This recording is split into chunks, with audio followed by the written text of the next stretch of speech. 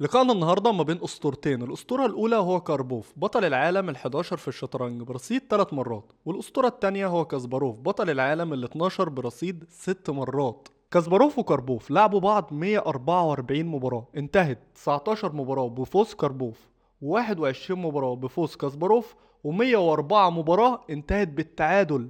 ودي كانت اكتر منافسه شرسه في تاريخ الشطرنج. فيلا بينا اقدم لكم امتع مباراه اتلعبت ما بين الاتنين.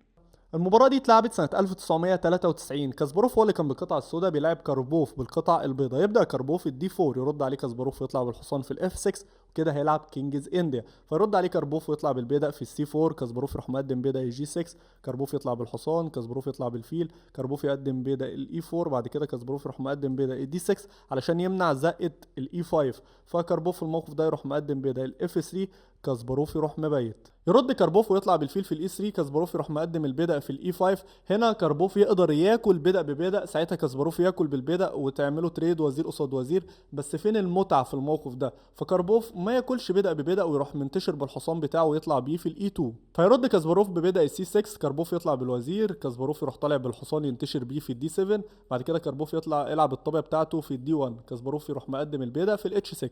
فيرد كاربوف ويروح واكل البدأ اللي موجود في الاي 5، بيهدد اللي واكل الحصان. كاسباروف يروح واكل البدأ ده عن طريق الحصان وبيهدد اللي ياكل البدأ اللي موجود في السي 4. فكاربوف يحمي البدأ ده عن طريق ان هو يقدم البدأ في البي 3. كاسباروف يروح مقدم بدأ البي 5، بيهدد اللي ياكل البدأ اللي موجود في السي 4. ولو انت اكلت بالبدأ اكل بالحصان، اهدد اللي انا اكل الوزير. فكاربوف يمنع ده ويروح واكل البدأ اللي موجود في البي 5. فكاسباروف يرد عليه ويروح واكل بدأ ببدأ. فيرد كاربوف ويروح واكل البدأ اللي موجود في الدي 6. انت هنا لو رفضت التريد وزير قصاد وزير ولعبت الوزير بتاعك في اي مكان، هتخسر الحصان اللي موجود في الاي 5. فكاسباروف يحمي الحصان ويمنع التريد عن طريق ان هو يلعب الحصان بتاعه في الدي 7. فكاربوف يرد عليه ويروح مقدم البدأ في الاف 4، بيهدد اللي هو ياكل الحصان. كاسباروف ما يبعدش بالحصان بتاعه في اي حته ويروح مقدم البدأ بتاعه في البي 4. ودي كانت افضل نقله في الموقف ده. ليه نقلة البدأ في البي 4 افضل نقلة في الموقف ده؟ علشان هنا الابيض قدامه 3 حاجات يقدر يعملهم. يقدر ياكل البدأ ده عن طريق الوزير ويحمي الحصان بتاعه، ساعتها الاسود هيرد عليه ويروح مقدم البدأ في سي 5، بيهدد اللي ياكل الوزير. تقول لي هنا طب ما سهله، طب ما انا هروح واكل البدأ عن طريق الفيل ومهدد اللي انا اكل الطابع اللي موجوده في الاف 8. هقول لك هنا ان الاسود هيروح مضحي بالوزير بتاعه وياكل الفيل عن طريق الحصان.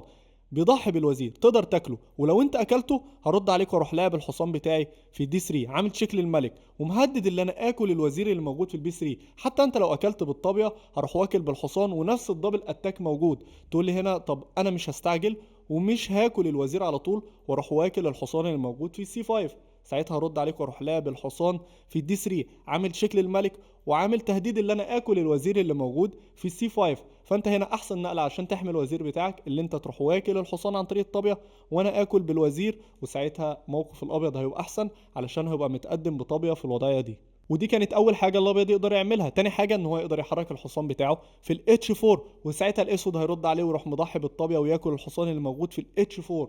تقول لي هنا شكرا على التضحيه، انا اروح انا واكل بالبيدق. هرد عليك واروح لاعب الحصان في السي 4، مهدد اللي انا اكل الوزير ومهدد اللي انا اكل الفيل اللي ببلاش اللي موجود في الاي 3. ازاي تقدر تحمي الفيل بتاعك ده؟ اللي انت مثلا تحرك الوزير بتاعك هنا صح، بس ساعتها تخسر الوزير. ولو لعبت الوزير بتاعك هنا ساعتها هتخسر برضو الوزير. ولو لعبت الوزير بتاعك في الدي 3 ساعتها هلعب الحصان بتاعي في البي 2 عامل دبل اتاك على الوزير والطابيه، وساعتها انت خسرت الطابيه اللي موجوده في الدي 1.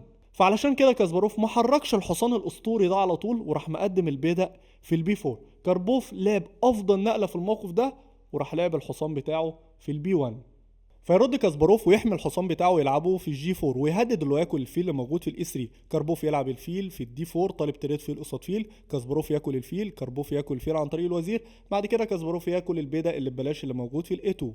يرد كاربوف يروح مقدم البيدق بيهدد اللي ياكل الحصان. كاسباروف ما يحركش الحصان بتاعه ويروح مقدم البيدق في سي 5، بيهدد اللي ياكل الوزير. ما تقدرش تاكل البيدق بسبب حمايه الحصان. فكاربوف يرجع بالوزير بتاعه ويحميه في جي 1. كاسباروف هو كمان يحمي الحصان بتاعه ويرجعه في الاف 6، بيهدد اللي ياكل البيدق اللي موجود في الاي 4. فكاربوف يروح مقدم البيدق خطوه، بيهدد اللي ياكل الحصان. كاسباروف يلعب الحصان في الاي 4 علشان يحميه. يرد كاربوف ويروح مقدم البيدق في الاتش 4. يرد كاسباروف ويلعب افضل نقله في الموقف ده ويروح مقدم البيدق في السي 4. هنا انت قدامك حاجتين تقدر تعملهم، تاكل البيدق او ما تاكلش وتلعب اي نقله، ولو اكلت البيدق فاعتبر انت خسرت، عشان كاسباروف هيرد ويلعب الوزير في الاي 5، بيهددك واللي هو يعمل لك ديسكفري تشيك ويقدم البيدق. فمثلا لو قدمت البيدق هعمل تشيك للملك، الملك ما يقدرش يهرب في اي حته، ولو غطيت بالحصان فمثلا احنا لو قدمنا البيدق في جي 3 ساعتها هنقدم البيدق في البي 3، عاملين تشيك للملك. لو غطيت بالحصان بتاعك هنا هرد عليك واكل الحصان عن طريق الطابيه، تاكل بالطابيه تخسر بتشيك ميت في نقله واحده بس.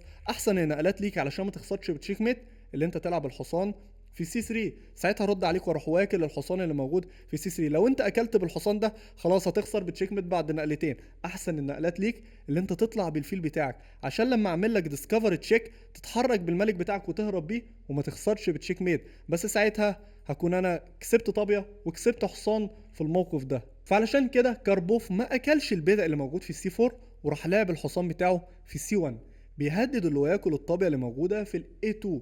هنا كاسباروف علشان يحمي الطابيه بتاعته لازم يحركها في اي حته، صح؟ صح.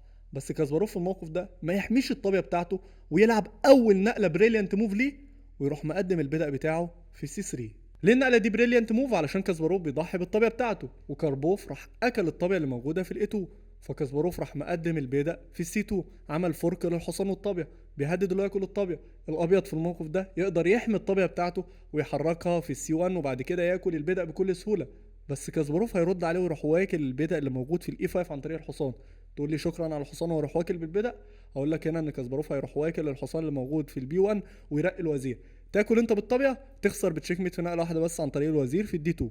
فعلشان كده كاربوف ما حماش الطابيه بتاعته ولعبها في السي 1 وراح لعب الوزير بتاعه في الدي 4 وحمى البيدق اللي موجود في الاي 5 من تضحيه الحصان، فكاسباروف رد عليه وراح اكل الطابيه عن طريق البيدق ورقى الوزير. ساعتها كاربوف راح اكل الوزير ده عن طريق الملك. بعد كده كاسباروف راح طلع بالحصان بتاعه في السي 5، طالب تريد وزير قصاد وزير، كاربوف ياكل الوزير، بعد كده كاسباروف ياكل الوزير عن طريق الطابيه. وهنا احنا عاملين تشيك للملك والملك يقدر يتحرك في اماكن كتير، فكاربوف قرر انه يتحرك بالملك بتاعه في السي 2، فكاسباروف لعب الحصان بتاعه في الاف 2 بيهدد اللي هو ياكل الطابيه، ووقت كاربوف خلص في الوقت ده عشان كده هو خسر المباراه. وكده كده كاربوف هو اللي خسران المباراه، فهو متهدد اللي هو يتاكل الطابيه بتاعته اللي موجوده في الاتش 1، ولو حاول اللي هو يحميها باي شكل من الاشكال هنلعب الفيل بتاعنا في الاف 5. عاملين شكل الملك، الملك قدامه مكانين يقدر يتحرك فيهم، يقدر يتحرك هنا او هنا والاثنين هينتهوا بتشيك ميت. فمثلا لو اتحرك هنا هنلعب الحصان في الدي 1، عاملين شكل الملك، هيتحرك هنا نلعب الحصان بتشيك ميت، يتحرك هنا نلعب الحصان برضه بتشيك ميت.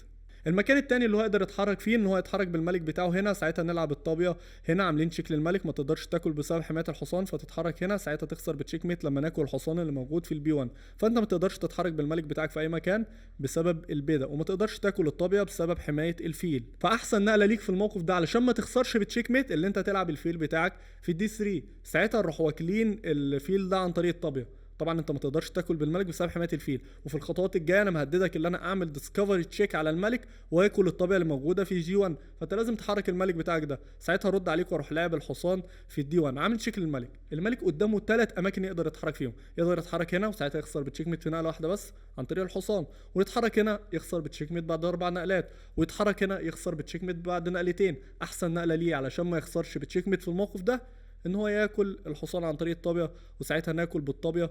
وطبعا موقف الاسود احسن في الوضعيه دي.